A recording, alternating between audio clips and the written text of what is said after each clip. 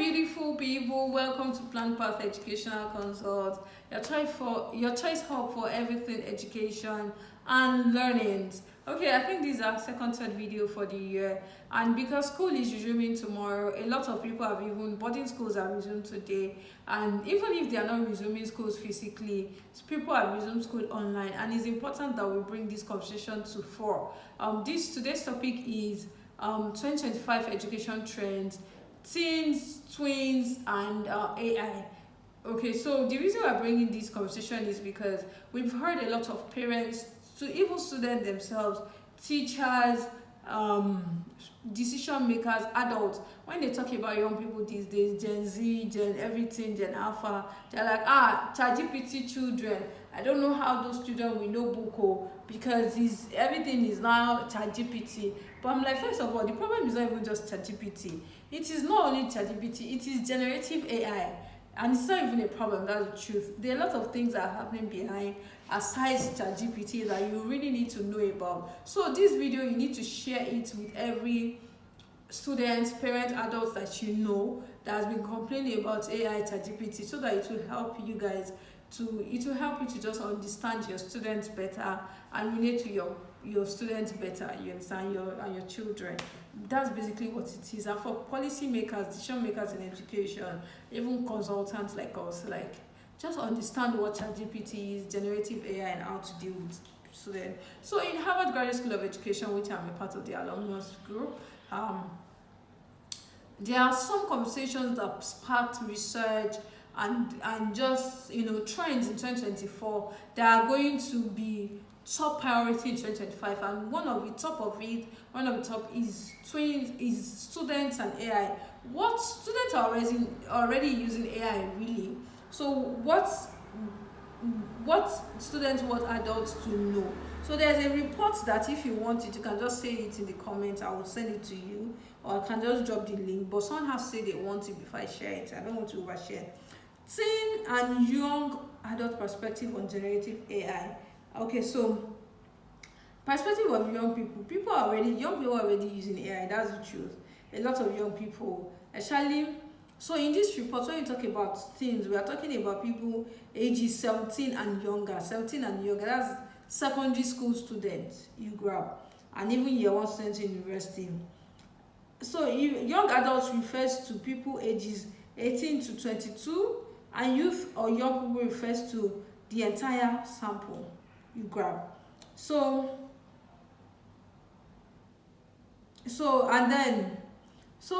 okay, I'm just trying to help you understand what this is. So let me tell you 5 things that young people will want adults to know about generative AI that you should know. Number one of the key findings is that 51% of young people ages 14 to 22 have used generative AI at some point in their lives. So when I say generative AI, it's ChatGPT and other platforms, you understand. However, 44% report being only, let me take that again. That is 51% of young people ages 14 to 22 have used generative AI at some point in their lives. However, only 4% report being daily users. So you can see that we don't really have a problem. Okay. And ironically, some people have never even used AI tools before. 41% have never used AI percent. 8% don't even know what AI tools are. If your children don't know AI tools are, that's a serious one. So you understand now that even though the 51% have ever used AI in their lives, have used it at some point, only just 4% are daily users of AI. Key finding 2. The most common reported uses of generative AI are for getting information. That is 53%. Getting information. And 51% is brainstorming. Okay, so I'm watching a Netflix series, The Crown, right? I've watched it before in 2022, and then I think it was up to season 5. Now yeah, season 6. I'm like, let me watch everything again. It helps me relax. It helps me I just love that series. It's quiet, it's calm, it's very relaxing. It's not too stimulating, and then you can learn a lot about politics, about people relationships, just diplomatic stuff. Just learn a lot. I love it. No need to justify it. Anyways, as I was watching The Crown, I just noticed that I was like, the queen always carries bag. So when me and my husband watch movies, we fact check a lot. We're always checking, we're always checking, we're always checking. And so we now found out that the queen is always carrying her bag, and I use ChatGPT. Why did Queen Elizabeth always carry a handbag? So you can see that I was trying to get information. That's like 53% of young people. That's what they do. But eventually, I now use it for brainstorming, because I will see some things and I will ask ChatGPT more questions. So it is more than, oh, these students are using ChatGPT to do their assignments. No. Yes, they use it for their assignment, but they are also brainstorming, learning new things. I found out that the queen uses the bag to also signal to carry, yes, like every lady does, every female does, use it to carry essentials, lip balm, lip gloss, maybe a powder like mine, like this. You grab powder, just essential things. And she also uses it to carry like a security signal. Yes, and maybe a personal tracker or something like that. Just for security measures, she carries in that handbag, or she used to carry it in that handbag. And that thing is that she also uses it to signal to her staff. They already know if she changes the hand that the bag is on, it means that she's ready to leave this place. You understand? If she puts it on the floor, if she puts it on the floor, it means something. If she puts it on the table, it means something. You can see that I have learned new things because I use ChatGPT. In fact, these days I even use generative AI a lot, because if I search on normal search engine, it may not give me what I want. You just search for one thing and you just learn a couple of other things. One of the movies that my husband and I watched, we watched The Help. Yes, we've watched a lot of Black American movies this holiday period, this December period. The Help. We watched we've not watched that 666. Something 66663. I think I've watched it alone. But when I watch and I'm using generative AI, I'm brainstorming. Pastor Sam Ademi said he thought that the eagle was the fastest animal on earth or something. And then one little boy came to tell him that was years ago though, that it's not eagle, it's one animal that I never heard. And he checked it online, it was true. So brainstorming is, see, information, if we keep loading our kids with, what is science, what is fine art, what is these types of colors. Yes, those things are good. Sometimes when I always tell every teacher, every topic you do, even if you don't have time to complete it, give it as brainstorming assignment for your kids. You heard that brainstorming assignment, you learned something from our teacher just now. Brainstorming assignment, they are not submitting, they just want to know. It helps the conversation, and it can even help them to understand the exam question. So everybody should do it. They are just for you to brainstorm. Application of that thing you taught to everyday life. Let them check it on online generative AI. It will help brainstorming, and that brainstorming will help them to keep conversations. There are so many things I've learned online just by using generative AI, and I think this is very good for kids. So, among those who use generative AI, Black and Latina young people are significantly more likely to use it most for activities. So they use it to get information, to brainstorm ideas, even brainstorm ideas of topics you can even do online. For your YouTube content, you can use generative AI. So it's not just your children that are using AI, even you, it will help you. Content, add the link. I did a course with AI on AI, very helpful. Add the link to your Instagram page. Say, give me ideas of content I can do for my group, for my page. These are my goals for the page. I want to grow it. I want to connect with people. I want to do this. Give me ideas. You'll be shocked what ChatGPT will give you, and other generative AI. It can help you schoolwork, yes. It can make pictures or images, yes. It can make sounds, or you can use it to make sounds of music. It can help on your job. It can even help you to write code. So generative AI is very important. It's very good. There's also something that generative AI can also help. So this at some point, I'm not sure if it's on this particular report, that it can also help to answer questions that are not like questions about everyday life, questions about adolescence, about growth, about even like gender-based violence. They say that young people are more likely to even tell ChatGPT. Maybe ChatGPT knows your child better than you self. Young people are more likely to ask ChatGPT questions about their bodies. Oh, my breast is growing. Oh, my private parts are growing. What should I do? I just saw my period. Should I tell my parents? Those are the questions your children are asking ChatGPT.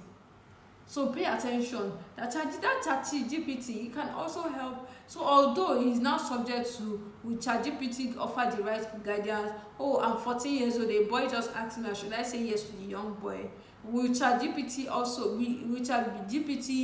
give your child a response that is suited to your own cultural beliefs, religious beliefs that you are used to train your child, or the ChatGPT will just give a Western broad view? That's also subject to, those are subject things that people talk about, concerns that people raise about ChatGPT.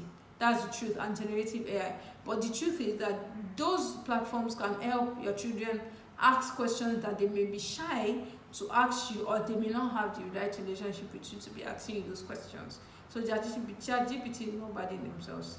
Maybe one time, maybe if you are monitoring your children's internet use, or you just have an opportunity to check their stuff, you may just look at the questions they're asking ChatGPT and generative AI. It may help you spark, don't even do like you saw it. It may help you spark conversations with your children. So another finding is that 34%, that is 1/3 of people, think that, people that have never used ChatGPT, or among those that have not used ChatGPT, 34% of them think that it will not be helpful to them, and they feel that using ChatGPT means that you are stealing. It's not true. So one of the things I also do is that maybe I have a response to a question. I say, just take that course here. Like you can say, as a student, you understand, you can say something like, so my teacher gave me this assignment, and this is my own response. Please refine my answer to me. For me, I'm in grade 1 or grade maybe grade 10, year 10. You understand? This is my own response. Now refine it for me. So it will maintain your original thought and just refine your perspective or put it well for you. That's one of the ways to use AI. If you're a young person, if you're an adult that has this concern, even if your child wants to use ChatGPT, first encourage them to write something down, and then both of you can now use it together to refine your ideas. It will work very well. Okay, a lot of people don't know how to use AI. If your child doesn't know how to use AI, teach them or bring them to us. And bring your money as you are coming to, or bring us to your school to talk. I think school should bring us to come and talk about AI to their children, students.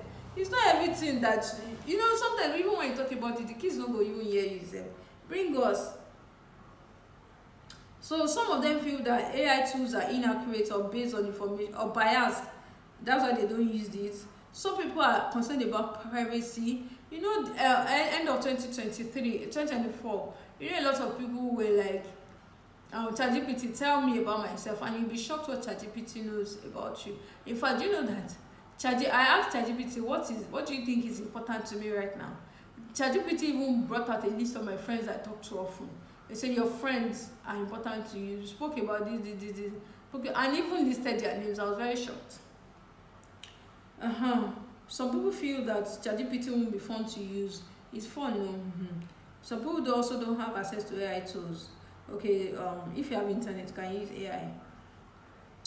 41% of young people believe that generative AI is likely to have both positive and significant impact on their lives in the next 10 years. So ChatGPT is very likely to have impact on people's lives. That's what people say. Okay.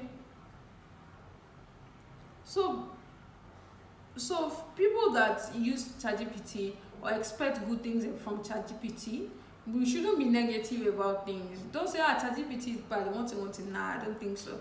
When people started on TV, when TV came, I'm sure there were people that had bad opinions about it. But right now, we are doing now.